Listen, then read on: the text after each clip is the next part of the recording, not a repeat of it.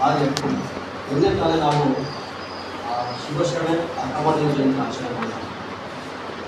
ಅವರ ಒಂದು ವಚನ ಪ್ರಸ್ತುತ ಈ ಸಂದರ್ಭಕ್ಕೆ ಅನ್ವಯಿಸಿದ್ದು ನಾನು ಭಾವಿಸ್ತೀನಿ.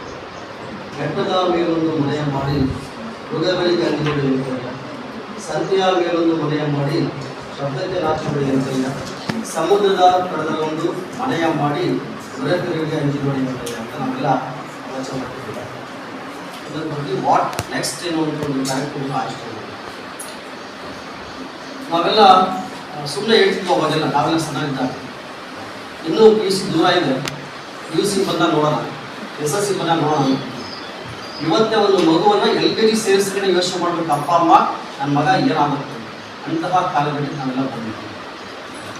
ತುಂಬ ಒಳ್ಳೆಯ ಕಾರ್ಯಕ್ರಮ. ಯಾಕೆಂದರೆ 9ನೇ ತರಗತಿಯ ಮಕ್ಕಳಿಗೆ ಪಾಸಾಗಿ SSC ಬಂದಾಗ SSLC ಬಂದಾಗ ನಾನು ಏನು ಓದಬೇಕು ಅಂದ್ಬಿಟ್ಟು ಇವತ್ತೇ ಗೊತ್ತಾಗ್ತೀನಿ. ಅಂದರೆ ಮುಂದಿನ ಗುರಿ ಸ್ಪಷ್ಟವಾಗಿ ನಿಮ್ಮ ಕಣ್ಣು ಮುಂದೆ ಇದೆ. ಇದುವರೆಗೂ 9ನೇ ತರಗತಿವರೆಗೂ ಓದಿಲ್ಲ, ಹಳೆ ಮಕ್ಕಳಿರ್ಬೋದು, ಕಮ್ಮಿ ಮಕ್ಕಳಿರ್ಬೋದು, ಇದುವರೆಗೂ ನಿಮ್ಮ ಅಂಕಗಳನ್ನ ಯಾರು ಸಹ ಕೇಳಿಲ್ಲ. ಎಷ್ಟು ಪರ್ಸೆಂಟ್ ಮಾಡಿರ್ತಾರೆ ನಿಮ್ಮ ಹಳೆಯಲ್ಲಿರ್ಬೋದು, ನಿಮ್ಮ ತಂದೆ ತಾಯಿ ಇರ್ಬೋದು, ಇದುವರೆಗೂ ನಿಮ್ಮ ರಿಲೇಷನ್ಸ್ ಇರ್ಬೋದು, ಎಲ್ಲರಿಗೂ ನೀವು SSLC ಬಂದಾಗ PUC ಬಂದಾಗ ಒಂದು ಎಲ್ಲೋ ಕುತೂಹಲ ಇರುತ್ತೆ. ಉದಾಹರಣೆ ನಮ್ಮ ಹೋಗ್ಲೇಶ ಇದೇ ಕಾಲೇಜಲ್ಲಿ ಸೆಕೆಂಡ್ PUC, ನಮ್ಮ ಸ್ಕೂಲ್ ಫಸ್ಟ್ ಬಂದಿರ್ತಾರೆ. ಈಗ ಇಲ್ಲಿ ಸೆಕೆಂಡ್ PUC ಓದ್ತಿದ್ದಾರೆ. ಇಡೀ ಊರಲ್ಲಿ ಅವ್ರು BP ಅಕಾಡೆಮಿಗೆ ಬಂದು ಸೇರಿದ್ದಾರೆ. ಫ್ರೆಂಡ್ಸ್ ಎಲ್ಲ ಬೇರೆ ಬೇರೆ ಕಾಲೇಜ್ ಹೋಗ್ತಾರೆ. ಇಡೀ ಊರಲ್ಲಿ ಒಂದು ಕುತೂಹಲ ಇರುತ್ತೆ, ಏನು ಅವ್ರ ಅಪ್ಪ ಕಷ್ಟಪಟ್ಟು ಓದಿಸಿ ಈಗ BP ಅಕಾಡೆಮಿ ಸೇರಿಸ್ತಾರೆ. ಸೆಕೆಂಡ್ PUC ರಿಸಲ್ಟ್ ಏನಾಗ್ಬೋದು? ನನಗಂತೂ ಒಂದು ನಂಬಿಕೆ ಇದೆ. ಅವ್ರ ಮಾತುಗಳ ಕೇಳಿದ್ರು, ಜೊತೆಗೆ ದೇವರಾಜ್ ಸರ್ ಒಳಗಿರೋದ್ರಿಂದ ನನಗೊಂದು ನಂಬಿಕೆ ಇದೆ. ನಮ್ಮ ಹೋಗ್ಲೇಶ ಈ ಕಾಲೇಜಿಗೆ ಫಸ್ಟ್ ಬರ್ತಾರೆ. ಆ ನಂಬಿಕೆ ನನಗಂತೂ ಇದೆ ಅಲ್ವಾ? ಆ ನಂಬಿಕೆ ಬರಬೇಕು, ಅವನು ಚೆನ್ನಾಗಿ ಓದಬೇಕು. ಅವ್ರು ಚೆನ್ನಾಗಿ ಓದೋದು ಏನಾಗುತ್ತಪ್ಪ, ಇಡೀ ಊರು ಅವನ ಓದೋದು, ಇಡೀ ಪೇರೆಂಟ್ಸು ನೆಕ್ಸ್ಟ್ ಇದೇ ಕಲೆ ಸೇರಿಸುವಂಥ ಒಂದು ಪ್ರಯತ್ನವನ್ನು ಅವನು ಸಹ ಮಾಡ್ತಾರೆ. ಅಂದರೆ ಇದುವರೆಗೂ ನಿಮ್ಮನ್ನು ಯಾರು ಸಹ ನೋಡಿರಲ್ಲ. SSLC ರಿಸಲ್ಟ್ ಬಂದಾಗ ಮಾತ್ರ ನೀವೆಲ್ಲ ನಿಮ್ಮ ಸಂಬಂಧಿಕರ ಕಣ್ಣಿಗೆ, ನಿಮ್ಮ ತಂದೆ ತಾಯಿ ಕಣ್ಣಿಗೆ ಕಾಣುತ್ತೆ. ಅಲ್ಲಿವರೆಗೂ ಯಾರು ಇಲ್ಲಿ ಇವತ್ತಿನ ಸಂದರ್ಭದಲ್ಲಿ ಶಿಕ್ಷಣ ಅನ್ನೋದು ಪ್ರಾಮುಖ್ಯತೆಯನ್ನು ಪಡೆದಿದೆ. ನಮ್ಮೆಲ್ಲ ಶಿಕ್ಷಣ ಬೇಕು. ಅವೆಲ್ಲ ಸ್ವಾಮಿ ವಿವೇಕಾನಂದರ ನುಡಿಮುತ್ತಿನ ಕೇಳಿದ್ವಿ, ಸಾಧನೆ ಮಾಡದೆ ಸತ್ತರೆ ಸಾವಿಗೂ ಅವಮಾನ ಅಂತ. ಅಂದರೆ ನಾನು ಸುಮ್ಮನೆ ಬಂದೆ ಕಾಲೇಜಿಗೆ, ಮಾಸ್ಟರ್ ಏನು ಹೇಳಿದ್ರು ಕೇಳಿದ್ವಿ ಅಂತ ಸುಮ್ಮನೆ ಓದ್ವಿ ಅಂತಂದರೆ ನಮ್ಮ ಜೀವನ ಬರ್ತಾರೆ. ಹುಟ್ಟಿದ ಮೇಲೆ ನಾವೇನಾದರೂ ಒಂದು ಸಾಧನೆ ಮಾಡೋದು. ಹಾಗೆ ಸಾಧನೆ ಮಾಡೋದು ತುಂಬ ಸುಲಭನ ಅಥವಾ ತುಂಬ ಕಷ್ಟ ಅಂತ ನೋಡಿದರೆ, ಸಾಧನೆ ಮಾಡಬೇಕು ತುಂಬ ಕಷ್ಟ ಆಗ್ತದೆ. ಸರ್ ಅವಾಗ ಹೇಳಿದರು, ಯಶಸ್ಸಿಗೆ ಯಾವುದೇ ಅಡ್ಡದಾಗಿಲ್ಲ. ನಾನು ಜೀವನದಲ್ಲಿ ಯಶಸ್ಸನ್ನ ಕಾಣಬೇಕು ಅಂದರೆ ನಾನು ಅದಕ್ಕೆ ತಕ್ಕಂಥ ಪರಿಶ್ರಮವನ್ನು ಹಾಕ್ತೀನಿ. ಈಗ ನಮ್ಮ ಕಣ್ಮುಂದೆ ಒಂದು ಸಸಿ ಇದೆ ಹೊಲದಲ್ಲಿ, ಇದು ತಂದೆ ತಾಯಿಗೂ ಅರ್ಥ ಆಗಬೇಕು. ಆ ಸಸಿಗೆ ತಗೊಂಡು ಬಂದು ನಾನು ಜೋಪಾನ ಮಾಡಿ ಒಳಗಡೆ ಇಡ್ತೀನಿ. ದಿನ ನೀರು ಹಾಕ್ತೀನಿ, ದಿನ ಗೊಬ್ಬರ ಹಾಕ್ತೀನಿ, ಒಳಗಡೆ ಇಟ್ಟಿರ್ತೀನಿ. ಸೊ ಬರ್ತಾ ನೋಡಿದಾಗ ಆ ಗಿಡ ಎಲ್ಲೋ ಒಣಗೋಗುತ್ತೆ. ನಾವು ಎಷ್ಟೇ ನೀರು ಹಾಕ್ತೀವಿ, ಎಷ್ಟೇ ಗೊಬ್ಬರನ ಹಾಕ್ತೀವಿ, ಆ ದಿವಸ ಆ ಗಿಡ ಒಣಗೋಗುತ್ತೆ. ಯಾಕೆ ಗಿಡ ಒಣಗೋಗುತ್ತೆ? ನಾವು ಅತಿಯಾದ ಪ್ರೀತಿನ ತೋರಿಸ್ತೀವಿ, ಅತಿಯಾಗಿ ನೀರು ಕೊಡ್ತೀವಿ, ಅತಿಯಾಗಿ ಗೊಬ್ಬರ ಕೊಡ್ತೀವಿ, ಆ ಸಸಿ ತಡ್ಕೊಳಕ್ಕಾಗಲ್ಲ. ಇವತ್ತು ಸರ್ ಹೇಳಿದ್ರು, ನಾನು ಮೊನ್ನೆ ನಮ್ಮ ಬಳಕೆ ತಾಲೂಕು ಒಬ್ಬ ವಿದ್ಯಾರ್ಥಿನಿ ಸೂಸೈಡ್ ಮಾಡ್ತಾರೆ, PUC ಫಲಿತಾಂಶ ಬರ್ತಾರೆ. ಯಾಕೆ? ಅತಿಯಾದ ನಿರೀಕ್ಷೆನ ಆ ಸಸ್ಯ ಇರ್ತೀನಿ. ನಾನು ಪೋಷಕರು ನಮ್ಮ ಮಕ್ಕಳ ಇತಿಮಿತಿಯನ್ನು ಯೋಚನೆ ಮಾಡ್ತಾರೆ. ಜೊತೆಗೆ ಎಲ್ಲರೂ ಸಹ ಡಾಕ್ಟರ್ ಆಗ್ತಾರೆ, ಎಲ್ಲರೂ ಸಹ ಇಂಜಿನಿಯರ್ ಆಗ್ತಾರೆ. ಅವರವರ ಇತಿಮಿತಿಗೆ ತಕ್ಕಂಥ ವಿದ್ಯಾರ್ಥಿ ಸಹ ಹೋಗ್ತಾರೆ. ಅವ್ರಿಗೆ ರಿಸರ್ವ್ ಸಹ ಬೇಡ ಆಗ್ತದೆ. ಆ ಸಸಿಗೆ ನಾವು ಅವಾಗವಾಗ ಬರೆಯೋದು, ಅವಾಗವಾಗ ಗಣಿಸೋದು ಮಾಡಿದರೆ ಆ ಸಸಿ ಅಂದರೆ ಗಣಿಸೋದನ್ನು ಅದನ್ನ ಹೊರಗಿಟ್ಟು ಅದಕ್ಕೂ ಸ್ವಲ್ಪ ಬಿಸಿಲು ಗಾಳಿ ಗಿಡ ಮಾಡಿದ್ದೆ ಆ ಸಸಿ ಬರ್ತಾರೆ. ಹಾಗೆ ನಿಮ್ಮ ಮಕ್ಕಳಿಗೆ ಬರೀ ಪ್ರೀತಿ ಕೊಡೋದಲ್ಲ, ಪ್ರೀತಿ ಜೊತೆಗೆ ಅವರು ಆ ಹೆದರಿಕೆಯನ್ನು ಅಥವಾ ಭಯವನ್ನು ತಡೆಯುವ ಶಕ್ತಿನ ನಾವು ಆ ಮಕ್ಕಳಿಗೆ ಬೆಳೆಸ್ತಾರೆ. ಈಗೆಲ್ಲ ನಮ್ಮೆಲ್ಲ ಇರೋದು ಒಬ್ಬೊಬ್ಬರ ಮಕ್ಕಳು. ಹಾಗೆ ತುಂಬ ಪ್ರೀತಿ ಕೊಡ್ತೀವಿ, ಆ ಪ್ರೀತಿನ ಆ ಮಕ್ಕಳು ತಗೊಳಕ್ಕಾಗ್ತಿಲ್ಲ. ಏನೋ ಒಂದು ಸಂದರ್ಭದಲ್ಲಿ ಯಾವುದೋ ಒಂದು ಸೋಲು ಹತಾಶ ಉಂಟಾಯ್ತು, ಆ ಮಕ್ಕಳು ದಿಢೀರ್ ನಿರ್ಧಾರ ತಗೊಳ್ತಾರೆ. ಹಾಗಾಗಿ ಯಾಕೆ ಈ ಮಾತು ಹೇಳ್ತೀನಿ ಅಂತಂದರೆ, ಮಕ್ಕಳೇ ಯಾರು ಈ ಒಂದು ಹತಾಶೆಗೆ, ಒಂದೇ ಒಂದು ನೋವಿಗೆ ಅಥವಾ ಒಂದೇ ಒಂದು ಸೋಲಿಗೆ ನಮ್ಮ ಜೀವನವನ್ನು ಬಲಿಕೊಡಬಾರದು. ಮನುಷ್ಯನಾಗುತ್ತದೆ ದುರ್ಲಭ. ಮನುಷ್ಯನಾಗುತ್ತಿದ್ದ ಮೇಲೆ ಏನಾದ್ರು ಸಾಧನೆ ಮಾಡಿ. ಸಾಧ್ಯ ಅಂದರೆ ಏನು? ಇಡೀ ನಿಮ್ಮ ಊರಿಗೆ ನೀವೇ ಫಸ್ಟ್ ಸಹಿಸ್ತಾರೆ. ಇಡೀ ನಿಮ್ಮ ಕುಟುಂಬದಲ್ಲಿ ಇದುವರೆಗೂ ಯಾರೂ ಸಹ PUC ಬೆಟ್ ಹತ್ತಿಲ್ಲ. ಎಷ್ಟು ಹಳ್ಳಿಗಳಲ್ಲಿ ಇಲ್ಲ. PUC ಮೊದಲು ನೀವು ಇಂಜಿನಿಯರಿಂಗ್ ಮಾಡಿ, ನೀವು ಡಾಕ್ಟರ್ ಆಗಿ, ನೀವು ಡಾಕ್ಟರ್ ಆಗಿ ನಿಮ್ಮ ಊರಿಗೆ ನೀವು ಡಾಕ್ಟರ್ ಆಗಿ ವಾಪಸ್ ಬಂದರೆ ಎಷ್ಟು ಹೆಮ್ಮೆ ಇರ್ತಾರೆ. ಇವೆಲ್ಲ SSLC ಮಕ್ಕಳಿದ್ರು. ಕಳೆದ ವರ್ಷ ನಾವು ನೋಡಿದಾಗ ಒಬ್ಬ ಮೊರಾರ್ಜಿ ಶಾಲಾ ವಿದ್ಯಾರ್ಥಿ, ಬಡ ಗುಡಿಸಲಿರುವಂಥ ವಿದ್ಯಾರ್ಥಿ ಇಡೀ ರಾಜ್ಯಕ್ಕೆ ರ್ಯಾಂಕ್ ಬಂದಿದೆ. ನಮಗಿರೋದು ಅದೇ ಸಿಲೆಬಸ್. ನಿಮ್ಮ ಟೀಚರ್ಸು ಅವ್ರಿಗಿಂತ ತುಂಬ ಚೆನ್ನಾಗಿ ಪಾಠ ಮಾಡ್ತಾರೆ, ನೀವು ಅವ್ರಿಗಿಂತ ಚೆನ್ನಾಗಿ ಓದ್ತೀರ. ಆದರೂ ಯಾಕೆ ನಾವು ರ್ಯಾಂಕ್ ಬರ್ತಿಲ್ಲ? ಯಾಕೆ ನಾವು ರ್ಯಾಂಕ್ ಬರ್ತಿಲ್ಲ ಅಂತಂದರೆ, ಮೊದಲು ನಮ್ಮ ಗುರಿ ಏನನ್ನೋದು ಸ್ಪಷ್ಟ ಪ್ರೀತಿ. ಎಷ್ಟು ಮಟ್ಟಿಗೆ ನಮ್ಮ ಗುರಿ ಇರಬೇಕು ಅಂತಂದರೆ, ನಾನು ಬರುವಂತಹ SSLC ಪರೀಕ್ಷೆಯಲ್ಲಿ ಅಥವಾ PUC ಪರೀಕ್ಷೆಯಲ್ಲಿ 600 ಅಂಕಗಳಿತ್ತು ಅಂದರೆ 595 ಅಂಕ ಗಳಿಸ್ತೀನಿ, ಅಥವಾ 600 ಅಂಕ ಗಳಿಸ್ತೀನಿ ಅನ್ನುವಂತಹ ಒಂದು ಛಲ ಗುರಿ ನಮಗೆ. ಅಬ್ದುಲ್ ಕಲಾಂ ಹೇಳ್ತಾರಲ್ಲ, ಕನಸಂದ್ರೆ ಏನು? ಯಾವುದು ನಮ್ಮನ್ನ ನಿದ್ದೆಗೆಡುವಂತೆ ಮಾಡೋದು, ಅದು ನಿಜವಾದ ಕನಸು. ಮಕ್ಕಳು ನಾವೆಲ್ಲ ಕನಸು ಕಾಣ್ತೀವಿ ಅಲ್ವಾ? ನಾಳೆ ನಮ್ಮಪ್ಪ 30,000 ಆಪಲ್ ಫೋನ್ ಕಳಿಸ್ಬೇಕು, ನಾನು ರಾಯಲ್ ಎನ್ಫೀಲ್ಡ್ ಬೈಕಲ್ಲಿ ಬರಬೇಕು, ಇದು ನಿಜವಾದ ಕನಸು. ನಾಳೆ ನೀವು ರ್ಯಾಂಕ್ ಬಂದಾಗ ಇಡೀ ಕರ್ನಾಟಕದಲ್ಲಿ ಎಷ್ಟು ಚಾನಲ್ಸ್ ಇದ್ದಾವೋ ಆ ಎಲ್ಲ ಚಾನಲ್ ನಿಮ್ಮ ಮನೆ ಮುಂದೆ ಬರ್ತಾರೆ. ನೀವೆಲ್ಲೂ ಹೋಗ್ಬೇಕಾಗುತ್ತೆ. ಈ ಚಾನಲ್ ಮನೆ ಮುಂದೆ ಬರ್ತಾರೆ ಅಂದ್ರೆ ಎಷ್ಟು ಖುಷಿ ಆಗುತ್ತೆ. ನೀವೆಲ್ಲ ಟಿವಿಗೂ ನೀವೇ ಕಾಣಿಸ್ತೀವಿ. ನಮ್ಮ ದೀಪಕ್ ಸರ್ ನೀವೇನೋ ಟೆಸ್ಟ್ ಮಾಡಿದ್ದಾರೆ. ಆ ಟೆಸ್ಟ್ ಒಬ್ಬ ವಿದ್ಯಾರ್ಥಿ ಇಡೀ ಸ್ಟೇಟಿಗೆ ಫಸ್ಟ್ ರ್ಯಾಂಕ್ ಬಂದಿಲ್ಲ ಅಂತಂದ್ರೆ ಅವ್ರಿಗೆ ಎಷ್ಟು ಖುಷಿ. ಇಡೀ ಮೀಡಿಯಾ ಎಲ್ಲ ಮುಂದೆ ಫೋಟೋ ತೋರಿಸಿ ಎಷ್ಟು ಚೆನ್ನಾಗಿರ್ತಾನೆ. ಅದು ನಿಜವಾದ ಗುರಿ. ಅಂಥ ಕನಸನ್ನ ನೀವು ಸಹ ಕಾಣಬೇಕು. ಅವಾಗ ನಿಮ್ಮ ತಂದೆ ತಾಯಿಗೆ, ಗುರುವಿಗೆ ಇನ್ನೂ ಹೆಚ್ಚು ಖುಷಿ ಆಗುತ್ತೆ. ಈಗ ಆಲ್ರೆಡಿ ನಿಮಗೆಲ್ಲ ಗೊತ್ತಿದೆ, ಇವತ್ತು ನೀಟ್ ಮತ್ತು CETಗೆ ಫಸ್ಟ್ ಸ್ಟ್ಯಾಂಡರ್ಡ್ ಮೇಲೆ ಕೋಚಿಂಗ್ ಕೊಡ್ತೀವಿ. ಬೆಂಗಳೂರು, ಹುಬ್ಬಳ್ಳಿ, ಧಾರವಾಡ ನಮ್ಮಲ್ಲಿ ಇನ್ನೂ ಸ್ಟಾರ್ಟ್ ಆಗಿದೆ. ಇತ್ತೀಚೆಗೆ 6th ಸ್ಟ್ಯಾಂಡರ್ಡ್ ಸ್ಟಾರ್ಟ್ ಆಗಿದೆ. ಇಂಡಿಕೇಟರ್ ನಾವು ಯಾರು ಅಂದ್ಕೊಂಡಿರಲಿಲ್ಲ. 1ನೇ ಕ್ಲಾಸಿಗೆ ನಾವು ನೀಟು CETಗೆ ಕೋಚಿಂಗ್ ಮಾಡ್ತೀವಿ ಅಂದರೆ ಎಷ್ಟು ಅಡ್ವಾನ್ಸ್ ಇದೀವಿ ಅಂತ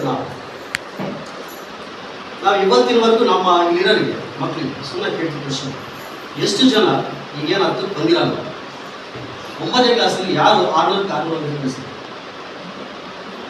ಏನು ವಿಪರ್ಯಾಸ ಅಂದರೆ ಒಬ್ಬರು ರಿಸಲ್ಟ್ ಕೇಳಿಲ್ಲ. ನಾವು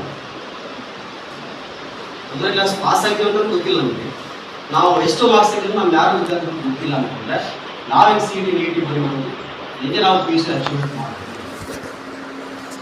ಮೊನ್ನೆ 9ನೇ ರಿಸಲ್ಟ್ ಬಂತಲ್ವಾ, ಇಲ್ಲಿರೋಂಥ ಎಷ್ಟು ಜನ ಮಕ್ಕಳು ರಿಸಲ್ಟ್ ಕೇಳಿದ್ರು. ಹಾಗಾಗಿ ಹೆಂಗೆ ಗುರಿ ನಿರ್ಧಾರ ಮಾಡ್ತೀರಾ? ಹೆಂಗೆ SSLC ಟಾಪರ್ ಆಗ್ತದೆ, ಹೆಂಗೆ PUC ಟಾಪರ್ ಆಗ್ತದೆ? ಅಟ್ಲೀಸ್ಟ್ ಹೋಗಿ ಶಾಲೆಗೆ ಹೋಗಿ ನಮ್ಮ ಪೇಪರ್ ತರಿಸಿ ಕನ್ನಡ ಎಷ್ಟು, ಮ್ಯಾಥ್ಸ್ ಎಷ್ಟು, ಸೈನ್ಸ್ ಎಷ್ಟು ಅಂತ ತೆಗೆದಿದ್ರೆ ನಮಗೆ ಒಂದು ಐಡಿಯಾ ಬರುತ್ತೆ. ಸರ್ SSLC ಒಳಗಡೆ ಎಷ್ಟು ತೆಗೆದುಕೊಂಡು ಯಾವ ಮಕ್ಕಳು ರಿಸಲ್ಟ್ ಬರೋದು ಬರಲ್ಲ, ಯಾವ ಮಕ್ಕಳು ಹೆಂಗೆ ಬರ್ತೀವಿ ಅಂತ ಕೇಳಲ್ಲ. ಅಂದರೆ ಆ ಮಟ್ಟಿಗೆ ಇದ್ದಾಗ ನಾವು ನಮ್ಮ ಗುರಿ ನಿರ್ಧಾರ ಮಾಡೋದು ತುಂಬ ಕಷ್ಟ ಆಗುತ್ತೆ. ಮಕ್ಕಳಿಗೆ ಒಂದು ಸುವರ್ಣ ಅವಕಾಶ. ಒಬ್ಬ ನನ್ನಂತ ಒಬ್ಬ ವ್ಯಕ್ತಿ ಹೋಗ್ತಾ ಇರ್ತಾ ಬಿಡಲ್ಲ. ನಾವು 100 ಕನಸುಗಳು ಕಂಡಿರ್ತೀವಿ. ಹೀಗೆ ಕನಸು ಕಾಣ್ತಾ ಹೋಗ್ತಿರ್ತೀವಿ. ಒಬ್ಬ ಸ್ವಾಮೀಜಿ ಬರ್ತಾರೆ. ಆ ಸ್ವಾಮೀಜಿ ಒಂದು ಪ್ರಶ್ನೆ ಕೇಳ್ತಾರೆ, ಸ್ವಾಮೀಜಿ ನಾನು ತುಂಬ ಶ್ರೀಮಂತ ಆಗಬೇಕು, ಇಡೀ ಜಗತ್ತಲ್ಲಿ ಏನು ಶ್ರೀಮಂತಿದೆಯೋ ಅದು ಹೇಗೆ ಬರಬೇಕು, ಅದಕ್ಕೆ ಏನಾದರೂ ಒಂದು ದಾರಿ ತೋರಿಸ್ತೀನಿ. ಸರಿಯಪ್ಪ, ನಾಳೆ ಸಾಯಂಕಾಲ ನಮ್ಮ ಆಶ್ರಮದ ಹತ್ರಪ್ಪ ನಾನು ನಿಮಗೆ ದಾರಿ ತೋರಿಸ್ತೀನಿ. ಸರಿ ಅಂತೇಳಿ ಆ ಯುವಕ ಹೋಗ್ತಾನೆ. ಸಾಯಂಕಾಲ ಹೋದಾಗ ಆ ಸ್ವಾಮೀಜಿ ಆ ಕೆರೆದೊಳಗೆ ಕರ್ಕೊಂಡು ಹೋಗ್ತಾರೆ. ಆ ಕೆರೆದೊಳದಲ್ಲಿ ಒಂದು ಕಲ್ಲಿನ ಆಶ್ರಮ ಇರುತ್ತೆ. ಅಲ್ಲಿ ಕೂರಿಸ್ತಾರೆ. ನೋಡಪ್ಪ ಏನಿಲ್ಲ, ಈ ಕಲ್ಲನ್ನು ನೀರಾಗಿ ಹೊಸ್ತಾ ಹೋಗು, ಈ ಕಲ್ಲಿನ ಆಶ್ರಮದ ಒಂದು ವಜ್ರ ಇದೆ, ಹಿಂಗೆ ಸಿಗುತ್ತೆ. ತುಂಬ ಖುಷಿ ಆಗ್ಬಿಡುತ್ತೆ. ನನಗೂ ಅಷ್ಟೇ ಅಲ್ಲ, ಕಲ್ಲೆಸ್ಕೊಂಡು ನೋಡೋದಲ್ಲ, ಆರಾಮಾಗಿ ಕಲ್ಲೆಸ್ರು ವಜ್ರ ಸಿಗುತ್ತೆ. ಸಾಯಂಕಾಲ ಹೋದಾಗ ತುಂಬ ಖುಷಿ ಆಯಿತು. ಆರಾಮಾಗಲ್ವಾ, ಅದೇನು ದೊಡ್ಡದಲ್ಲ ಅಂತೇಳಿ ಒಂದೊಂದೇ ಕಲ್ಲೆಸಿದ್ದಾಗಿ ಸಿಕ್ಕಾಬಿಡುತ್ತೆ. 6 ಗಂಟೆ ಕುತ್ಕೊಂಡ 7 ಗಂಟೆ ಆದರೂ ನೀವು ಒಂದು ವಜ್ರ ಸಿಗಲಿಲ್ಲ. ಬೇಜಾರಾಯಿತು. ಎಲ್ಲೋ ಸ್ವಾಮಿ ತಪ್ಪು ಹೇಳಿರ್ಬೇಕು, ಸುಮ್ಮನೆ ಪ್ರಯತ್ನ ಮಾಡ್ತಾರೆ. ಅವಸರ ಹೋದ. ರಾತ್ರಿ 8 ಆಯಿತು, 9 ಗಂಟೆ ಆಯಿತು. ಈಗ ಹೊಸಿತಾಗೋದು ಪೊಲೀಸ್ ಸಾಕಾಗೋದು. ಈ ಸವಾಸನೆ ಸಾಕು ಯಾಕೆ ಬೇಕಾಗುತ್ತೆ? ಬೆಳಗಿನ ಜಾವ 5 ಗಂಟೆ ಬೆಳಗ್ಗೆ ಬಂತು, ಹಳೆ ನಿದ್ದೆ ಕಟ್ಟಿ ಸಾಕಾಗ್ತಿತ್ತು ಅಂದ್ಕೊಂಡು ಇನ್ನು ಎಸೆಯಕ್ಕೆ ಹೋಗ್ತದೆ ವರ್ಷ ಇದು ದಾತ್ಪಂಗೆ ಇರಬೇಕು. ನೀವು ಒಂದೇ ಒಂದು ನಿಮಿಷ ಕಷ್ಟಪಟ್ಟಿದ್ರೆ ವರ್ಷ ಕೈಯಾಗಿರ. ಅಲ್ಲಿವರೆಗೂ ನಿದ್ದೆ ಕಟ್ಟಿದ್ದ ಒಂದು ನಿಮಿಷ ಎಸೆಯಬೇಕಾದ್ರೆ ಒಂಚೂರು ನೋಡಿ ಎಸ್ಬಿಟ್ಟಿದ್ರೆ ಅವ್ನು ವರ್ಷ ಸಿಕ್ಕೋದು ದೊಡ್ಡ ಶ್ರೀಮಂತ ಆಗ್ತದೆ. ಅಂದರೆ ಅಲ್ಲಿಂದ ಅಲ್ಲಿವರೆಗೂ ಕಷ್ಟಪಟ್ಟು ಇಷ್ಟ. ಹಾಗೆ ನಾವು ಅಷ್ಟೇ SLC PUC ಬಂದಿರ ಜೂನ್ ತಿಂಗಳು ಬಂದಷ್ಟು ನಾವೆಲ್ಲ ರ್ಯಾಂಕ್ ಬರ್ತೀವಿ ಅಂತ ತುಂಬ ಖುಷಿಯಾಗಿ ಹೋಗ್ತೀವಿ. ಜುಲೈ ಸ್ವಲ್ಪ ಕಮ್ಮಿ ಮಾಡ್ತೀವಿ, ಬರ್ತಾ ಓದೋದು ಕಮ್ಮಿ ಆಗುತ್ತೆ. ಇನ್ನೇನು ಪರೀಕ್ಷೆ ಹತ್ರ ಇರುತ್ತೆ ನಾವು ಅವಾಗ ಆ ಪರೀಕ್ಷೆಗೆ ಬರುವಂತಹ ಅಂಕಗಳಿಗೇ ಅಂಕಗಳು ಕಡಿಮೆ ಆಗುತ್ತೆ. ನಾನು ಇವತ್ತೇನು ಅಂದ್ಕೊಂಡಿದ್ದೆ 625ಕ್ಕೆ 625 ಕಳಿಸ್ತೀನಿ ಅಂತಂದರೆ ಮೊದಲು ಏನು ಪ್ರಿಪೇರ್ ಆಗಿರ್ತೀವೋ ಕೊನೆವರೆಗೂ ಯಾರಲ್ಲಿ ಆ ಗರ್ಜ್ ಇರುತ್ತೋ, ಯಾರಿಗೆ ಆ ಆಟಿಟ್ಯೂಡ್ ಇರುತ್ತೋ, ಯಾರಲ್ಲಿ ನಾನು ಸಾಧನೆ ಮಾಡ್ತೀನಿ ಅಂತ ಛಲ ಇರುತ್ತೋ ಅವ್ರು ಮಾತ್ರ ಕೊನೆವರೆಗೂ ಸಿಗಿಸ್ತೀರ. ಆ ಹುಡುಗಿ ಯಾಕೆ ಮರುಷ ಹುಡುಗಿ ರ್ಯಾಂಕ್ ಬಂದು ನಾನು ಯಾಕೆ ಬರಲಿಲ್ಲ ಇದೇ ಕಾರಣ. ನಾನು ಫಸ್ಟಿಗೆ ಅಂದ್ಕೊಂಡೆ, ನಮ್ಮ ದೀಪಕ್ ಸರ್ ಹೇಳಿದ್ರು, ನಟ ಸರ್ ಹೇಳಿದ್ರು, ದೇವರ ಸರ್ ಹೇಳಿದ್ರು, ಮೇಡಮ್ ಹೇಳಿದ್ರು, ನೀವೆಲ್ಲ ರ್ಯಾಂಕ್ ಬರ್ತೀವಿ ಕಂಡ್ರ ಸರಿ. ನಾವು ಚೆನ್ನಾಗಿ ಹುಡುಗಿ ಫಸ್ಟ್ 2 ತಿಂಗಳು ಮೊಬೈಲ್ ಬಂತು, ಜಾತ್ರೆಗಳು ಬಂದು ಸೊ ಬರ್ತಾ ಏನಾಯಿತು ಬಿಡು, ಓದೋದಿದ್ದೆ ಯಾವಾಗ ಜೀವನದಲ್ಲಿ ಯಾವ ಜಾತ್ರೆ ಮಾಡೋಣ, ಯಾವ ಫಿಲಮ್ ನೋಡೋಣ. ಸೊ ಬರ್ತಾ ಏನಾಯಿತು ಅಂತ ಓದೋದು. ಹೀಗಾಗಿ ಎಲ್ಲ ಪೋಸ್ಟ್ಗಳಲ್ಲಿ ವಿನಂತಿ, ನಮ್ಮ ಮಕ್ಕಳನ್ನ ಎಲ್ಲಿ ಸೇರಿಸಬೇಕು ಒಂದು ಪ್ರಶ್ನೆ ಬಂದಾಗ ಯಾರು ನಮ್ಮ ಮಕ್ಕಳನ್ನ ಒಂದು ಸರಿಯಾದ ಸನ್ಮಾರ್ಗದಲ್ಲಿ ತೋರಿಸ್ತಾರೋ ಅಲ್ಲಿಗೆ ನಿಮ್ಮ ಮಕ್ಕಳನ್ನ ಸೇರಿಸಿದಾಗ ಏನಾಗುತ್ತೆ ನಾವು ಇನ್ನೂ ಮಟ್ಟಕ್ಕೆ ಸಾಧ್ಯ. ಮತ್ತೆ ಪ್ರತಿ ಬೀದಿಯಲ್ಲೂ 100 ಶಾಲಾ ಕಾಲೇಜಿದೆ. ಆದರೆ ಯಾವ ಕಾಲೇಜಿಗೆ ಯಾವ ಶಾಲೆ ನಮ್ಮ ಮಕ್ಕಳಿಗೆ ಸೇರಿಸಿದ್ರೆ ನಮ್ಮ ಮಕ್ಕಳಲ್ಲಿ ಕೇವಲ ಶಿಕ್ಷಣ ಮೇಲೆ ನಮ್ಮಲ್ಲಿ ಒಂದು ಪ್ರಜ್ಞೆನ ಮೂಡಿಸುವಂತಹ ಕಾಲೇಜ್ ಬೇಕಾಗಿದೆ. ಇವತ್ತು ನಾವೆಲ್ಲ ಟಿ ವಿ ನೋಡ್ತೀವಿ. ಇವತ್ತು ಮಕ್ಕಳು ಯಾವ ಮಟ್ಟಿಗೆ ಬಂದಿದೆ ಅಂತ ನಾವು ಊಹೆ ಮಾಡೋದು ಸಾಧ್ಯ ಆಗುತ್ತೆ. ಆ ಮಟ್ಟಿಗೆ ನಮ್ಮ ಮಕ್ಕಳು ಅಂತಹ ಸಂದರ್ಭದಲ್ಲಿ ನನ್ನ ಮಗಳು ಯಾವ ಕಾಲೇಜ್ ಸೇರಿಸಿದಾಗ ಅವರು ಒಳ್ಳೆತನದಲ್ಲಿ ಇರ್ತಾರೆ. ಮನೆಗಿದ್ದಾಗ ಎಷ್ಟು ನಂಬಿಕೆ ಇರುತ್ತೋ ಕಾಲೇಜಿಗೆ ಬಂದರೆ ಅಷ್ಟೇ ನಂಬಿಕೆಯನ್ನು ನಿಮಗೆ ಕಟ್ಟಿಕೊಡುವಂಥ ಪ್ರಯತ್ನವನ್ನು ಯಾವ ಕಾಲೇಜ್ ಮಾಡುತ್ತೋ ಆ ಕಾಲೇಜಿಗೆ ನಿಮ್ಮ ಮಕ್ಕಳನ್ನು ಸೇರಿಸಿದಾಗ ಯಾವ ಕಾಲೇಜಲ್ಲಿರುವಂಥ ಶಿಕ್ಷಕರು ನಿಮ್ಮ ಮಕ್ಕಳನ್ನ ಅವರ ಮಕ್ಕಳಂತೆ ಪರಿಗ್ರಹಿಸಿ ಅವರ ಸನ್ಮಾರ್ಗದಲ್ಲಿ ನಡೆಸ್ತಾರೆ. ಅಂತಹ ಮನೋಧೈರ್ಯ ಮನಸ್ಥೈರ್ಯ ಇರುವಂತಹ ನೈತಿಕ ಸ್ಥೈರ್ಯವನ್ನು ತುಂಬುವಂತಹ ಕೆಲಸವನ್ನು ಮಾಡುವಂತಹ ಶಿಕ್ಷಕರು ಕಾಲೇಜುಗಳಿಗೆ ಸೇರಿಸಿದಾಗ ನಿಮ್ಮ ಮಕ್ಕಳ ಪ್ರಗತಿ, ನಿಮ್ಮ ಮಕ್ಕಳ ಕನಸು, ನಿಮ್ಮ ಕನಸು ಸಾಕಾರ ಆಗುತ್ತೆ. ಆ ನಿಟ್ಟಿನಲ್ಲಿ ನಾನು ಹೋದಾಗ BP ಅಕಾಡೆಮಿ ನಮ್ಮ ಅಕಾಡೆಮಿ ಬರುತ್ತೆ. ಇವತ್ತು ಗ್ರಾಮೀಣ ಪ್ರದೇಶದ ಮಕ್ಕಳು ಇವೆಲ್ಲ 30 ಜನ ಬಂದಿದೆ SLC. ಆ ಮಕ್ಕಳನ್ನ ನೋಡಿ ತುಂಬ ಖುಷಿಯಾಗುತ್ತೆ. ಏಕೆಂದರೆ ಅವರ ಸಹಪಾಠಿಗಳು ರಜದಲ್ಲಿ ಎಲ್ಲೋ ಇದ್ದಾರೆ. ಆದರೆ ರಜಾ ಅವಧಿನ ಬಿಟ್ಟು ಮುಂದಿನ ಭವಿಷ್ಯಕ್ಕಾಗಿ ಮತ್ತೆ ಈ ಅಕಾಡೆಮಿಗೆ ಸೇರಿ ಅವರು ತಮ್ಮ ಭವಿಷ್ಯವನ್ನು ನನಗೆ ಕಾರಣ ಇಟ್ಕೊಂಡಿರುವಂತಹ ನನ್ನ ಸಹೋದರಿ ಅವರ ಕಣ್ಣಲ್ಲಿ ಒಂದು ಕನಸಿದೆ. ನಾವು ಏನು ಸಾಕಾರ ಮಾಡೋಕ್ಕೆ ಸಾಧ್ಯ ಆಗಿಲ್ಲ ಆ ಕನಸನ್ನು ಈ ಮಕ್ಕಳಲ್ಲಿ ತುಂಬುವಂಥ ಪ್ರಯತ್ನವನ್ನು ನಾವು ನಿಲ್ಲಿಸ್ಕೊಂಡು ಮಾಡ್ತೀವಿ. ನಮಗೆ ಬೇಕಾಗಿರುವಂಥ ಶಿಕ್ಷಕರು ಇಂತಹ ಕಾಲೇಜುಗಳು ಬೇಕಾಗ್ತದೆ. ಹಾಗಾಗಿ ಇವೆಲ್ಲೂ ಸಹ ಇಂತಹ ಕಾಲೇಜುಗಳಿಗೆ ನಮ್ಮ ಮಕ್ಕಳಿಗೆ ಸೇರಿಸಿ ಅಂತ ಹೇಳ್ತಾರೆ. ಜೊತೆಗೆ ಸರ್ ಹೇಳಿದರು ಅವಕಾಶ SSLC ಎನ್ನುವಂತಹ ಅಥವಾ PUC ಎನ್ನುವಂತಹ 4 ಅಕ್ಷರ 3 ವರ್ಷ ಇರುವಂತಹ ಕೋರ್ಸ್ ಏನಿಲ್ಲ. ಸೊ ಯಾರು ವಿದ್ಯಾರ್ಥಿ ಜೀವನದಲ್ಲಿ ಕಷ್ಟಪಡ್ತೀರೋ ಅವರು ನಿಮ್ಮ ಮುಂದಿನ ಜೀವನದಲ್ಲಿ ಖುಷಿಯಾಗಿರ್ತೀರ. ಯಾರು ಇವಾಗ ಸುಖವಾಗಿರ್ತೀರೋ ಅವರ ಮುಂದಿನ ಜೀವನದಲ್ಲಿ ಕಷ್ಟಪಡ್ತೀರ. Student life is golden life ಅಂತ ಹೇಳ್ತೀವಿ. ಗೋಲ್ಡನ್ ಲೈಫ್ ಅಂದರೆ ನಾವು ಫ್ರೆಂಡ್ಸ್ ಜೊತೆಗೆ ಇದ್ವಿ, ಮಜಾ ಮಾಡಿದ್ವಿ, ಇಲ್ಲಿಂದ ಓದ್ವಿ ಅಂತ. ಗೋಲ್ಡನ್ ಲೈಫ್ ಅಂದರೆ ಏನು? ನಿಮಗೆ ಇರುವಂತಹ 6 ಸಬ್ಜೆಕ್ಟನ್ನು ಯಾರು ಚೆನ್ನಾಗಿ ಓದಿ ಪರಿಪೂರ್ಣವಾಗಿ ನಿಮ್ಮ ಕನಸನ್ನು ಸಾಕಾರಗೊಳಿಸ್ತೀರ ಅವಾಗ ಅದು ಗೋಲ್ಡನ್ ಲೈಫ್ ಆಗುತ್ತೆ. ನೀವು ಒಂದ್ಸರಿ ಇಮ್ಯಾಜಿನ್ ಮಾಡ್ಕೊಂಡ್ರೆ ಅಕಸ್ಮಾತ್ ಇಲ್ಲಿರುವಂತಹ ಯಾರೋ ಒಬ್ಬ ಸ್ಟೂಡೆಂಟು ಮುಂದೆ DC ಆಗೋದು ಅಥವಾ ಒಬ್ಬ ಡಾಕ್ಟರ್ ಆಗೋದು ನಿಮ್ಮ ಮನೆಗೆ ಬಂದು ನಿಮ್ಮ ಊರಿಗೆ ಬಂದು ಎಷ್ಟು ಖುಷಿ ಆಗುತ್ತೆ. ಡಾಕ್ಟರ್ ಆಗಬೇಕು ಅಂದರೆ ಕೋಟಿಗಟ್ಟಲೆ ದುಡ್ಡಿರೋಲ್ಲ ಡಾಕ್ಟರ್ ಆಗೋದು. ನಮ್ಮಲ್ಲಿರುವಂತಹ ಜ್ಞಾನ ಇದೆಯಲ್ಲ ಅದು ಕೋಟಿಗಿಂತ ದೊಡ್ಡದು. ಇವತ್ತೆ ಒಬ್ಬ ಅಮಾಲ್ರ ಮಗಳು ರಶ್ಮಿ ಅಂತ ಹುಡುಗಿ ಮಡಿಕೇರಿಯಲ್ಲಿ MD ಮಾಡ್ತಾರೆ. ಅಮಾಲ್ರವ್ರು ಅಷ್ಟೇ, ಅವಳು ನಿಮ್ಮಂಗೆ ಓದಿರೋ ವಿದ್ಯಾರ್ಥಿ. ಅಂತಹವನಿಗೆ ಇವತ್ತು ಡಾಕ್ಟರ್ ಆಗ್ತಾರೆ ಅಂತಂದ್ರೆ ಅವಳಿಗೆ ಸಾಧ್ಯ ಆಗಿತ್ತು, ನಿಮಗೂ ಸಾಧ್ಯ ಆಗುತ್ತೆ. ಅಂದರೆ ಅದಕ್ಕೆ ಬೇಕಾದ್ರೆ ಏನಪ್ಪ ಅಂದರೆ ನಾನು ಏನಾದರೂ ಸಾಧನೆ ಮಾಡಬಲ್ಲಳು ಎನ್ನುವಂಥ ಆತ್ಮವಿಶ್ವಾಸ ನಿಮಗೆ ಬರುತ್ತೆ. ಹಾಗಾಗಿ ಸರ್ ಹೇಳಂಥ ಮಾತುಗಳ ನಿಮ್ಮ ಮನಸ್ಸಲ್ಲಿ ಇಟ್ಕೊಳ್ಳಿ. ಜೊತೆಗೆ ಎಲ್ಲದಕ್ಕಿಂತ ಮುಖ್ಯವಾಗಿ ನೀವು ಎಲ್ಲಿ ಓದ್ತೀರೋ ಓದುವಂಥ ಸ್ಥಳದಲ್ಲಿ ನಿಮ್ಮ ಗುರಿಯನ್ನು ನಿರ್ಧಾರ ಮಾಡಬೇಕು. ಅಂದರೆ ಒಬ್ಬ ಜಿಲ್ಲಾಧಿಕಾರಿಯಾಗಿ ಬಂದರೆ ಇಡೀ ಜಿಲ್ಲೆಯ ಎಲ್ಲ ಜನರಲ್ಲಿ ನಿಮ್ಮ ಕಣ್ಮುಂದಿರ್ತಾರೆ. ಒಂದು ಕಾರ್ ತೆಗೆದ್ರೆ ಸಾಕು, ಕಾರ್ ತೆಗಿತಾರೆ, ನಾನು ಬಂದಿದ್ರೆ ಸಾಕು 20 ಜನ ಬಂದು ಕೈ ಕಟ್ಟಿಕೊಂಡು ಡಿ ಸಿ ನನ್ನಷ್ಟೇ ಇರ್ಬೋದು. ಆದರೆ ಆ ಪೋಸ್ಟ್ ಇದೆಯಲ್ಲ, ಆ ಪೋಸ್ಟಿಗೆ ನಾವೆಲ್ಲರೂ ಸಲ ಹೊಡಿಲೇಬೇಕು. ನಾವು ಡಿ ಸಿ ಇದು ಮಾಡ್ತಿಲ್ಲ, ಅವರಲ್ಲಿರುವಂತಹ ಜ್ಞಾನ ವಿದ್ಯೆಗೆ ನಾವು ಸನ್ಮಾನ ಮಾಡ್ತೀವಿ.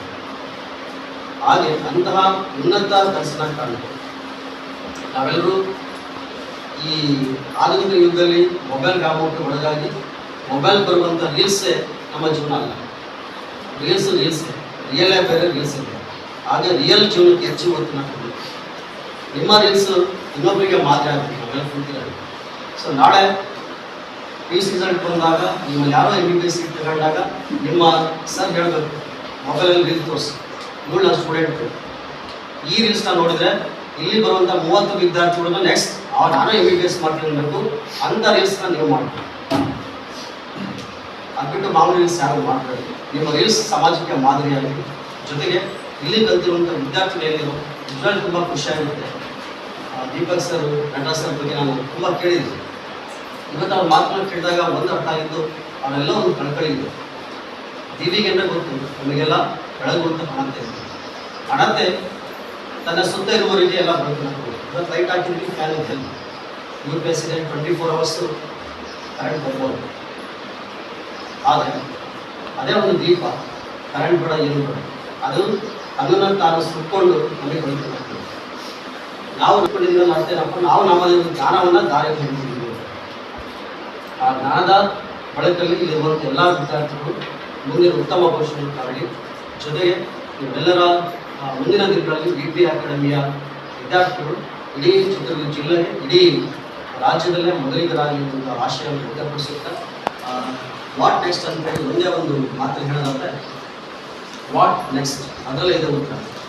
ವಾಟ್ ಅಂದರೆ ಏನು, ನೆಕ್ಸ್ಟ್ ಅಂದರೆ ಏನು, ಅದನ್ನು ಯಾವಾಗ ಹೇಳಬೇಕಪ್ಪ ಅಂದರೆ ನಿಮ್ಮ SS ರಿಸಲ್ಟ್ ಬರುತ್ತಲ್ಲ ಅವಾಗ ನೀವು ಮಾತು ಹೇಳಬೇಕು. ಅಂದರೆ ಈಗಲೇ ನೀವು ಡಿಸೈಡ್ ಮಾಡಿ, ನಾನು ಸೈನ್ಸಲ್ಲಿ ತಗೊಳ್ತೀನಿ.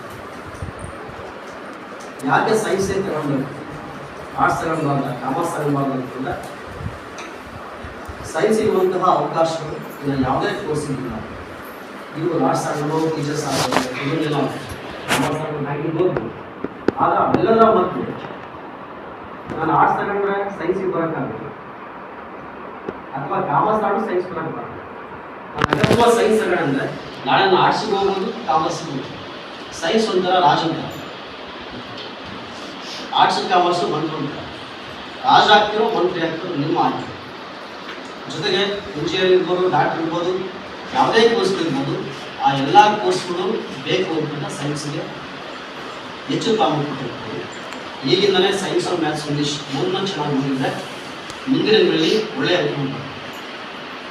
ಆರ್ಟಿಫಿಷಿಯಲ್ ಇಂಟೆಲಿಜೆನ್ಸ್ ಬಗ್ಗೆ ಸರ್ ಹೇಳಿದ್ವಿ,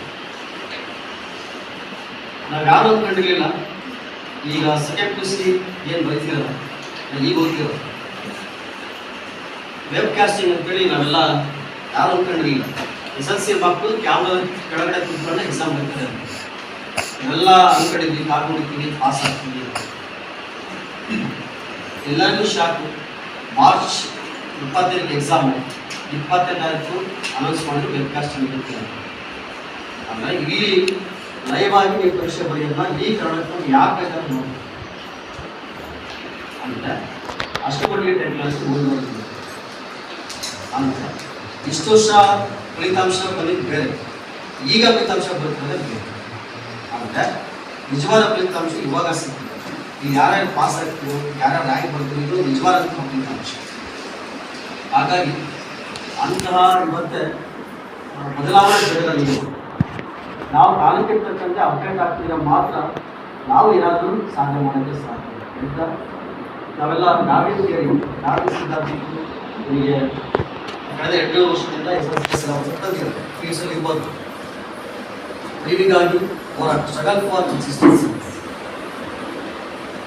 ಈ ಪರಿಸರದಲ್ಲಿ ಅಥವಾ ಈ ಸಮಾಜದಲ್ಲಿ ಅಥವಾ ಇಲ್ಲೇ ನಾವು ಬದುಕಬೇಕು ಅಂತಂದ್ರೆ ನಮ್ಮಲ್ಲಿ ಹೋರಾಟದ ಮನೋಭಾವ ಇದೆ. ಯಾರು ಹೋರಾಟದ ಮನೋಭಾವನ ಬೆಳೆಸ್ಕೊಂತೀವಿ ಅವರು ಮಾತ್ರ ಉಳಿಯೋಕ್ಕೆ ಸಾಧ್ಯ. ಇಲ್ಲೇ ಒಂದು ಎಕ್ಸಾಂಪಲ್ ಹೇಳ್ತೀವಿ. ಇಲ್ಲಿ 30 ಜನ ಇವತ್ತೆ ರಾಕೇಶ್ ಅನ್ಸುತ್ತೆ. ಈ 30 ಜನ ಚೆನ್ನಾಗಿ ಪಾಠ ಕೇಳ್ತಿದ್ದಾರೆ. ರಿಸಲ್ಟ್ ಬಂದಾಗ ಆ 30 ಜನರಲ್ಲಿ ಯಾರೋ ಒಬ್ಬರು ಇಬ್ಬರು ಮಾತ್ರ ರ್ಯಾಂಕ್ ಫಸ್ಟ್ ಕ್ಲಾಸ್ ಉಳಿದಂಥ ಮಕ್ಕಳು ಇರೋದು ಆ ಹೋರಾಟದ ಮನೋಭಾವನೆ ದೂರ ಸಾಧ್ಯ. ಯಾರು ಹೋರಾಟದ ಮನೋಭಾವನೆಯನ್ನ ನಿರಂತರವಾಗಿ ನಾವು ಅಳವಡಿಸ್ಕೊಳ್ತೀವಿ ನಾವು ಮಾತ್ರ ಜೀವನದಲ್ಲಿ ಏನಾದರೂ ಯಶಸ್ಸು ಸಾಧ್ಯ. ನಾನು ಹೇಳಿದೆ ಮನುಷ್ಯನ ಜೀವನ ಅಮೂಲ್ಯ ಅಂತ. ಒಂದು ಗೂಢ ಸೃಷ್ಟಿ ಆಗಬೇಕು ಅಂತಂದ್ರೆ ಅಲ್ಲಿ ಲಕ್ಷಾಂತರ ವೀರ್ಯಾಳುಗಳು ಒಂದು ಅಂಡಾಣು ಸೇರಬೇಕು ಅಂತ ಯುದ್ಧ ಮಾಡ್ತಾರೆ. ಎಲ್ಲೋ ಒಂದು ವೀರ್ಯಾಣು ಮಾತ್ರ ಅಂಡಾಣು ಸೇರಿ ನಾವೆಲ್ಲ ಸೃಷ್ಟಿ ಆಗ್ತೇವೆ. ಅಂದ್ರೆ ನಾವು ಹುಟ್ಟಬೇಕಾದ್ರೆ ಹೋರಾಟ ಮಾಡಿ ಹುಟ್ಟಿದೀವಿ ಅಂತ ಅರ್ಥ. ಹಾಗಾಗಿ ನಾವು ಸಾಯೋವರೆಗೂ ಹೋರಾಟ ಮಾಡ್ತೀವಿ. ಯಾರು ಹೋರಾಟ ಮಾಡ್ತೀವೋ ಅವ್ರು ಮಾತ್ರ ನಾಳೆ ಈ ಸ್ಟೇಜಲ್ಲಿ ಕೂತ್ಕೊಳ್ಬೇಕು. ನಾಳೆ ನೀವು ಸಹ ಇದೇ ಸ್ಟೇಜಲ್ಲಿ ಬಂದು ಕೂತ್ಕೊಳ್ಬೇಕು ಅಂತಂದ್ರೆ ಆ ಹೋರಾಟದ ಮನೋಭಾವನೆ ಬೆಳೆಸ್ಕೊಂಡ್ರಿ. ಆಗ ಮಾತ್ರ ನೀವು ಜೀವನದಲ್ಲಿ ಯಶಸ್ಸು ಸಾಧ್ಯ. ಹೀಗಾಗಿ ಮುಂದೆ SSLC UC ನಿಮ್ಮ ಜೀವನದಲ್ಲಿ 2 ಮೈಲಿಗಲ್ಲುಗಳು. ಆ 2 ಮೈಲಿಗಳನ್ನ ದಾಟಿದರೆ ನಿಮ್ಮ ಜೀವನ ಬಂಗಾರದ ಜೀವನ ಆಗುತ್ತೆ. ನಿಮ್ಮ ಮುಂದೆ ಒಂದು ದೊಡ್ಡ ಭವಿಷ್ಯ ನಿಮ್ಮ ಕಂಡಿದೆ ಅಂತ ಹೇಳ್ತಾ ಇವತ್ತಿನ ಈ ಕಾರ್ಯಕ್ರಮಕ್ಕೆ ಮುಖ್ಯ ಆಗಮಿಸಿ ಒಂದೆರಡು ನನ್ನ ವಿದ್ಯಾರ್ಥಿಗಳೊಂದಿಗೆ ಮಾತಾಡೋಕ್ಕೆ ಅವಕಾಶ ಕಲ್ಪಿಸಿದಂತಹ ಎಲ್ಲ ಅತಿಥಿಗಳಿಗೆ ಮತ್ತೆ ಇವೆಲ್ಲರಿಗೂ ಶ್ರಮಿಸೋಣ.